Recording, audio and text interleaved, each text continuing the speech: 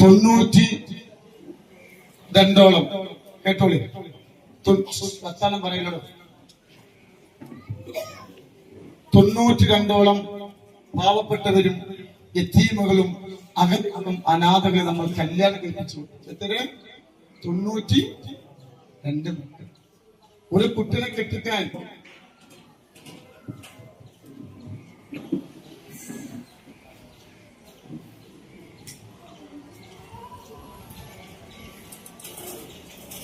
പുറത്താക്കാനാണ്. 92 മക്കൾ നമ്മൾ കല്യാണം കഴിപ്പിച്ചു. 92 മക്കൾ. അൽഹംദുലില്ലാഹ്, സഹായിച്ചവർക്ക് അർഹമായ പ്രതിഫലം അല്ലാഹു കൊടുക്കട്ടെ. ഏറ്റവും ചുരുങ്ങിയ ഒരു കുട്ടിനെ കെട്ടിക്കണമെങ്കിൽ 3 ലക്ഷം രൂപ. എത്ര? 3 ലക്ഷം. എത്ര കോടി രൂപ ഉണ്ടാവും? ഒന്ന്. രണ്ടാമത് 100 ചില്ലാനം എത്തിയ മക്കള്. ബാബു എന്താണ് വർത്തമാനം പറയല്ലോ, താല്പര്യത്തോടെ നിന്നോട്ടെ കേട്ടോ.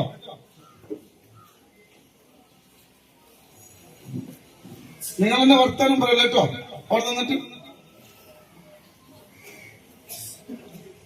100 ചില്ലാണ് എത്തിയ മക്കൾ നമ്മൾ ഏറ്റെടുത്തു. പൈത മക്കൾ 6 മാസം, 1 മാസം, അല്ല 1 വയസ്സ്, 1.5 വയസ്സ്, 100 ചില്ല.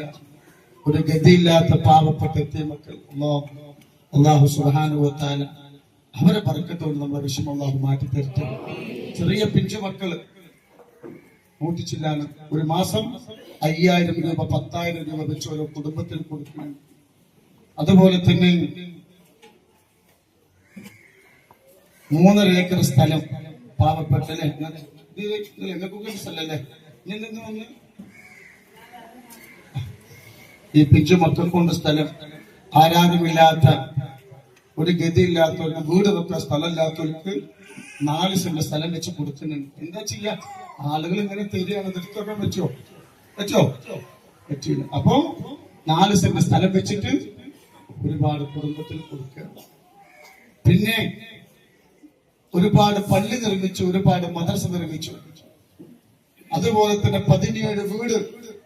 ചെറിയ മക്കൾ എങ്ങനെ ഭർത്താക്കന്മാർ ആക്സിഡന്റിൽ മരണപ്പെട്ടു പോയ, പെട്ടെന്ന് അകാലത്തിൽ മരണപ്പെട്ടു പോയ കുടുംബത്തിന് 17 വീട് നിർമ്മിച്ചു. അൽഹംദുലില്ലാഹ്, വയനാട് ജില്ലയിൽ ഇപ്പൊ ഒരു വീട് നിർമ്മിച്ചു കൊണ്ടിരിക്കുന്നുണ്ട്. അതുപോലെ തന്നെ കൊലിക്കൊല്ലിൽ, അവിടെ കൈതപ്പോയിലും ഒരു വീട് നിർമ്മിക്കുന്നുണ്ട്. അതൊക്കെ ഒരാള് മുന്നിൽ ചെന്നിട്ട് ഞാൻ നൂറെ ഹബീബ് തങ്ങളാണ്, കുറെ ചാരിറ്റി ചെയ്യുന്ന ആളാണ്, എനിക്ക് എന്തെങ്കിലും തരണമെന്ന് ഇന്ന് വരെ ഒരാളോട് ഞാൻ എന്തില്ല ചോദിച്ചിട്ടില്ല. അതിന്റെ അവസ്ഥ എനിക്ക് ഇതുവരെ വന്നിട്ടില്ല. ചോദിച്ചാൽ വാരിപ്പോ എന്താ യൂട്യൂബിൽ ആൾക്കാരെ വിമർശിക്കണം? എന്താ എല്ലാവരും പ്രശ്നം? ഇപ്പൊ നിങ്ങൾ നോക്കണം, ഈ കൂട്ടത്തില് ഒരു വയറ് വെച്ചാൽ കിട്ടും ഇത്തരം ആൾക്കാരെ. നിങ്ങൾ പറയും, ഒരു വയറ് നോക്കാൻ 1000കണക്കിന് ആളുകൾ. എങ്ങനെയല്ല ഒരു കുട്ടാലൊക്കെ, എങ്ങനെ കുട്ടാലൊക്കെ, എങ്ങനെ ഒരു ചികിത്സക്ക് തങ്ങളെ പെരിയിലാണ്. അത് 1000കണക്കിന്. ഒന്ന് ഉംറക്ക് പോകുകയാണെങ്കിലും ഒരു 100-150 ഒരു സലാത്ത് വെച്ചാലോ. ഇന്ന് കേരളത്തിൽ വെച്ച് ഏറ്റവും വലിയ സലാത്ത് നടക്കുന്ന സ്ഥലം കൂടക്കാട്. പൈസ ആണെങ്കിലോ വാരിക്കോരിക്കില്ല, അല്ലാഹു ബർക്കത്ത് നൽകട്ടെ. പക്ഷേ ഈ തരുന്നതൊക്കെ എത്തിയ മക്കൾക്കാണ്. എന്നോട് പോലെ എന്നോട് സ്നേഹം. അൽഹംദുലില്ലാഹ്, അടുത്ത മാസം, അല്ല ഈ വർഷം ഡിസംബറിൽ 25 മക്കളെ കല്യാണം. ഇത്തരം എത്തിയ മക്കളും 25 കുട്ടികളും. പതിക്ക് പൈസ സ്വർണ്ണം വരാൻ തുടങ്ങി കേട്ടോ. അപ്പൊ പിന്നെ ഞാൻ നിങ്ങളോട് ചോദിക്കാൻ എന്ത്, എനിക്ക് നിങ്ങള് കൊടക്കാട് സലാത്തിന് സ്ഥലമില്ല. സലാത്ത് ചൊല്ലാൻ 2 ഏക്കർ ഭൂമി വാങ്ങിക്കണം. അത് ഇൻഷാ അല്ലാഹ് ഏപ്രിലിന് രജിസ്റ്റർ ചെയ്യാൻ. അതിനൊരു കസാലൊക്കെ നല്ലൊരു എമൗണ്ട് വാങ്ങും. 1 ഏക്കർ ഒന്ന് രജിസ്റ്റർ ആക്കി 1 ഏക്കർ പാട്. അപ്പൊ അതുകൊണ്ട് ഒരു കസാലടാനുള്ള സ്ഥലങ്ങൾ വാങ്ങണം. നമ്മൾ മരിച്ചാൽ, നമ്മൾ പള്ളിക്കാട്ടിൽ മറവ് ചെയ്ത് കിടക്കുമ്പോ നമ്മൾ വാങ്ങിയ സ്ഥലത്ത് ഒരാൾ വന്ന് സ്വലാത്ത് ചൊല്ലുമ്പോ അതിന്റെ പ്രതിഫലം നമ്മൾ ഖബറിലേക്ക് വരും. അല്ലാഹു ബർക്കത്ത് നൽകട്ടെ. അതുകൊണ്ട് നിങ്ങളോട് വളരെ വിനയത്തോടെ ഇൻഷാ അല്ലാഹ് അതിന്റെ ഖബർ നിങ്ങൾക്ക് തരും. ഏപ്രിൽ 30-നുള്ളിൽ ഒരു കസാലയുടെ സ്ഥലങ്ങൾ കൊടക്കാട് വാങ്ങാം. ഇൻഷാ അല്ലാ നിങ്ങൾ തന്നവരുണ്ടാകാം, എന്നാൽ ഒരു തവണയും പാടും ഇൻഷാ അല്ലാ നിങ്ങൾ എനിക്ക് വേണ്ടി സഹായിക്കണം. അള്ളാഹു പറഞ്ഞിട്ടുണ്ട് കേട്ടോ. പിന്നെ സ്വർണവും പൈസയൊക്കെ ഇങ്ങനെ തിരക്കെത്തിയുമൊക്കെ അതുകൊണ്ട് അള്ളാഹു ആഹത്ത് സന്തോഷം. ഒരു സ്വർണ്ണാണ് അള്ളാഹു. ഇത് പടുത്ത 25 മക്കൾ അള്ളാഹു കമ്മില് അള്ളാഹു ബർക്കത്ത് നൽകിയിട്ടുണ്ട് കേട്ടോ. എവിടുന്ന അക്കരപ്പറമ്പ് അള്ളാഹു ഇവിടെ വന്നീനോ കാരണം ഒരു പാത്രം പൊന്നുമോളത്ത്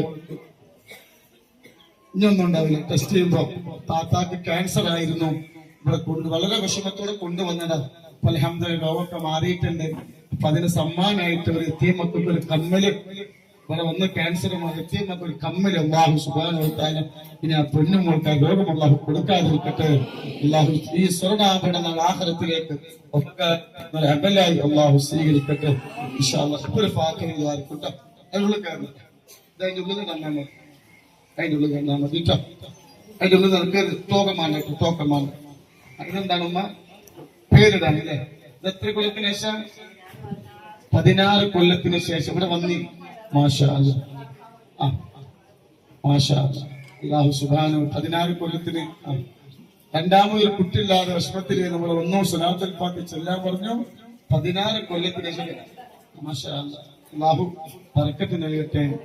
ദീനും ദുനിയ പ്രസവത്തിന് ബുദ്ധിമുട്ട് പറഞ്ഞു. കാരണം 16 കൊല്ലത്തിന് ശേഷമല്ലേ കേട്ടോ.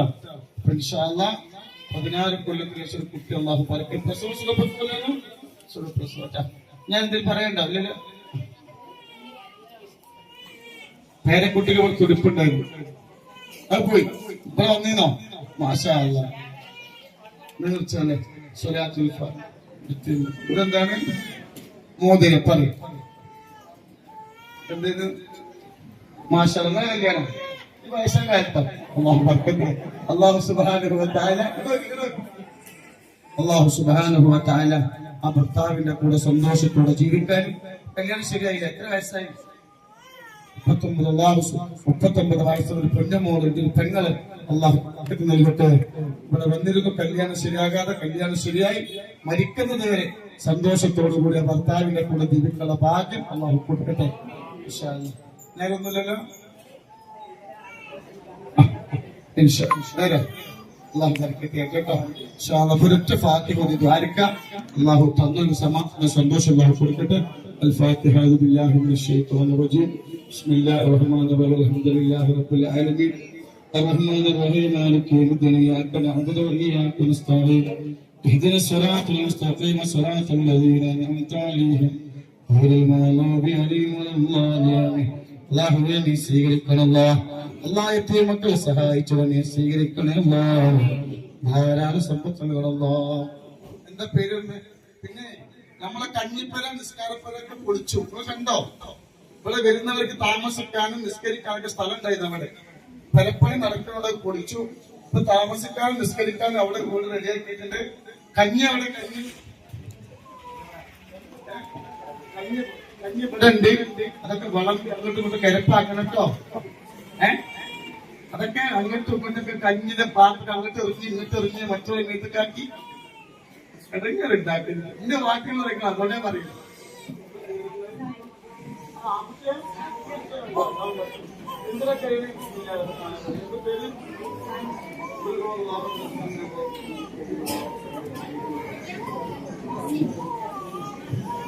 ഐസാൻ മുഹമ്മദ് അല്ലാഹു ബർക്കത്ത് കേട്ടോ.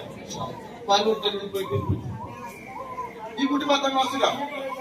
അങ്ങനെ ഞാൻ ഈ കുട്ടി 10ാം